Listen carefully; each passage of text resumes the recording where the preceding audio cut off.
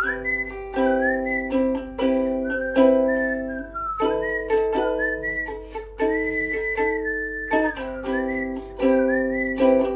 my gorgeous people. I've read 52 books so far this year. I'm way ahead than I thought I would be. I say even though I read 222 books last year, which was also way ahead of what I thought I would be. And there's been a wide range of very good books and very bad books, and I think I prefer that to just meh books, so I thought I would cover my 5 stars so far. Now I wanted to point out, I know everyone's like tier star rating system is different. Someone also commented on one of my videos the other week saying that I give out stars like a lot, like very, when it shouldn't be given out, and I agreed. I do agree because as an independent writer and author myself, I feel bad. Even if like some of these people are the biggest like authors, I still feel bad, but I shouldn't. Alas, I'm gonna stick by my 5 stars. I did go through my list of 5 stars of this year so far, and one of them I put down to a 4 star, so like I do go back and like reflect and think, okay, maybe not. But these are the ones I stick by as of yet. Starting off with Yellow Face by R.F. Kuang, my first R.F. Kuang. I am gonna read Babel at some point this year. I will.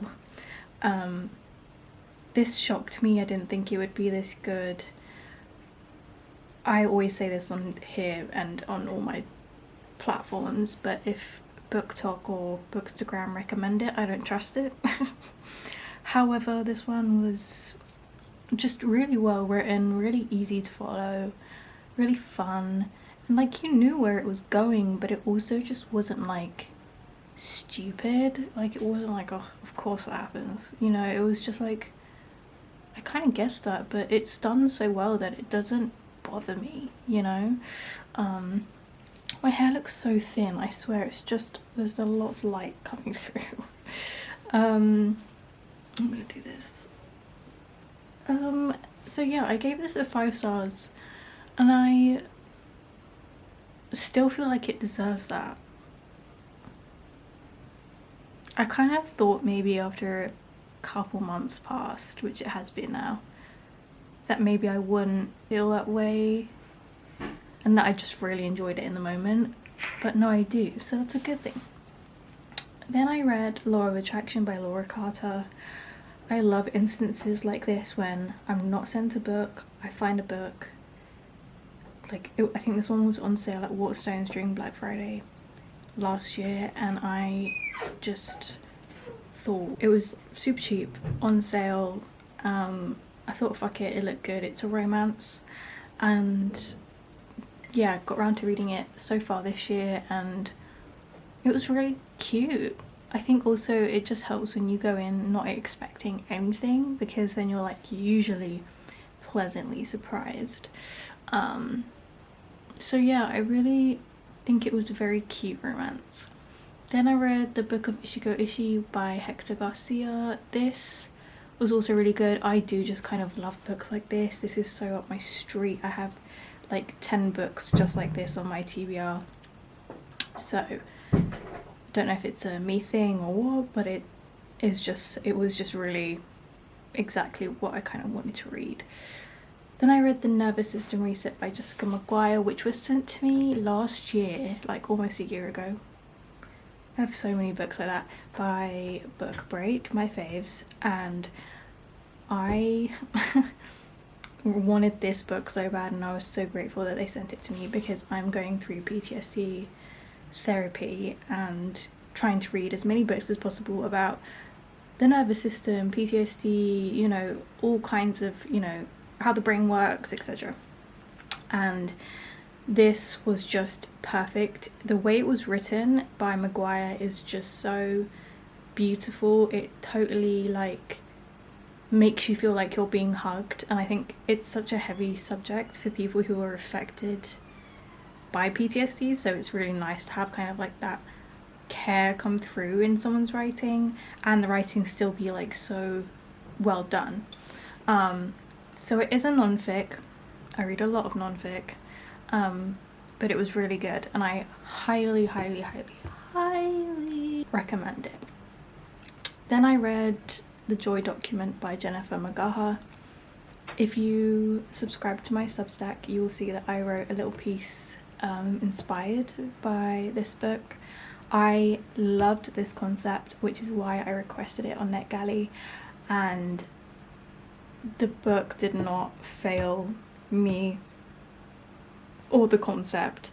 The concept is that like in life we should literally document all these like little tiny moments that just make us happy, like not even like the big things, like, you know, not the day you get married or the day you have your kids, you know, obviously you can do that, but small things like meeting a stranger and having a really lovely interaction and things like that. And I've always wanted to do something like this, so when I saw that someone had actually done this, I was like, oh, I need to read this.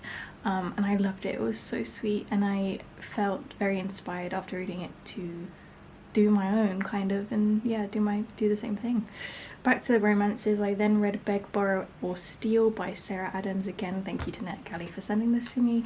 Sarah Adams is my woman. This author, she knows how to write a romance.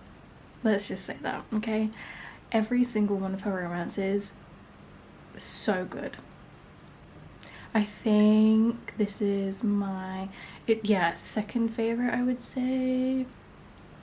Practice Makes Perfect has been my first one for a while. I would say When in Rome would be my third favorite, and then I think Beg, Borrow or Steal would be my second. I've obviously got a lot on my TBR, but every single book I'm like so happy, so impressed. Just really good, perfect, balanced rom-coms, really. I read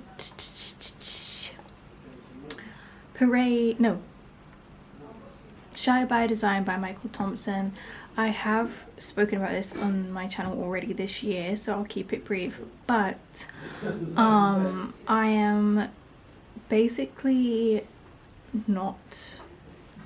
definitely not shy by any means anymore, but I used to be, and I thought like the concept of this book sounded so interesting, but I was like, oh, like maybe, you know, I won't like it because I'm not shy anymore. But what was fab was that I genuinely did. I loved it. It was so good, and it covered more than just being shy. It covered so much about confidence and the way to carry yourself and the dynamics in different spaces, like workspaces and, you know, with friends, and when you're by yourself. Like it was so good, and I just think I think it's a must read for everybody, no matter if you're shy or not. So yeah, really, really good. Another non-fic. Then I read Parade by Hiromi Kawakami. This one was a short and a translated fic. I do love my translated fic and I do love my short books. But this is my only short translated fic that has a 5 stars so far. I have a lot left to read. It was basically about like these mythical creatures that follow you around when you're a kid.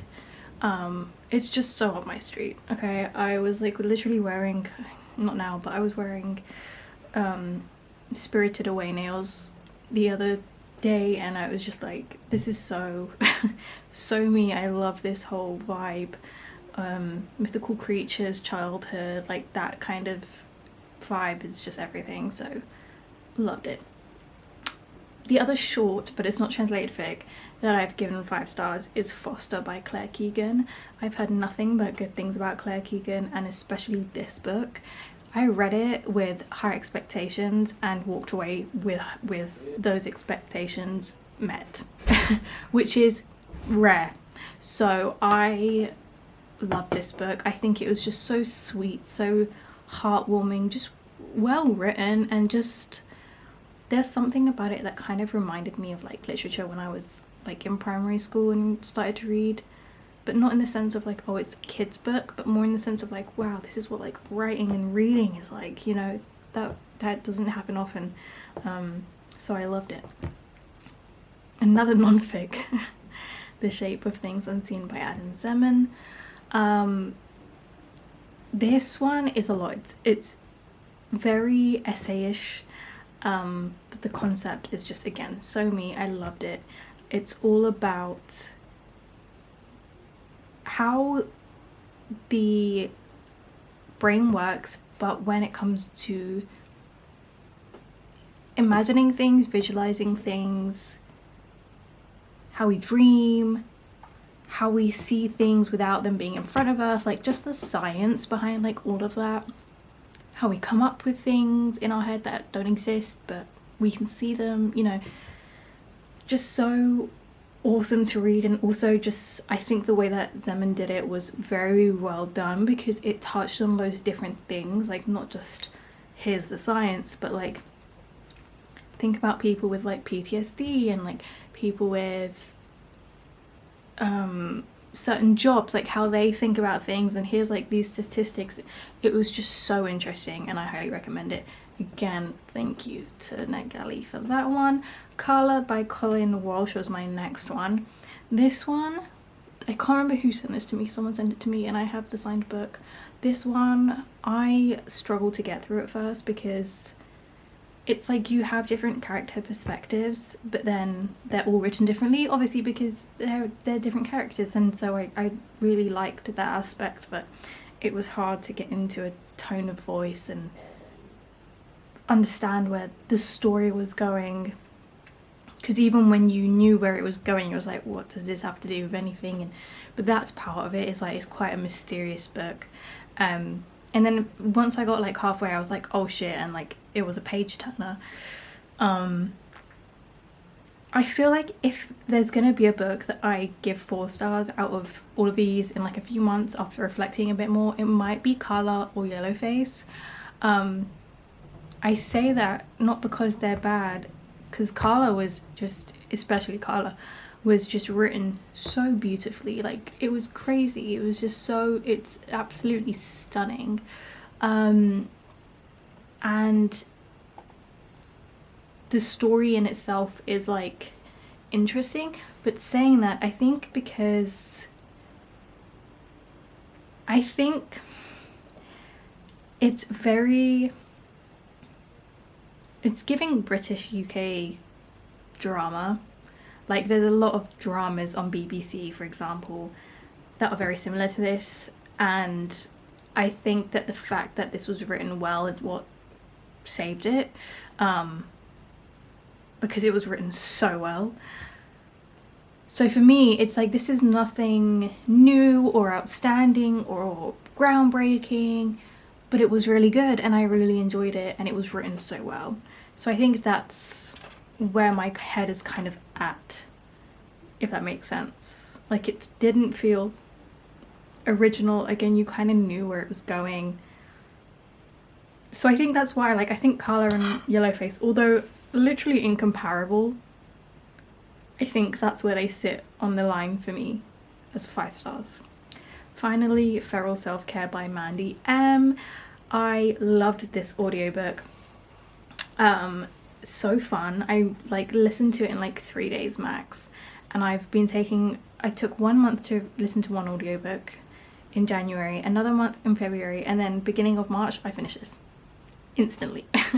It was so fun, it was sweet. I don't know why people don't like this. I think when you look at the cover of this book and you listen to the blurb or like read the blurb, and like the literal title is Feral Self-Care, it's very clearly going to be quite a witchy, you know, like you half expect the author to be a fucking nudist, you know, that kind of shit. It's very holistic, it's very out there, but by no means was it anti like modern medicine or anything. It was actually the opposite, and so I don't understand what people didn't like or what they expected, because for me it was exactly what I expected, but also like very enjoyable.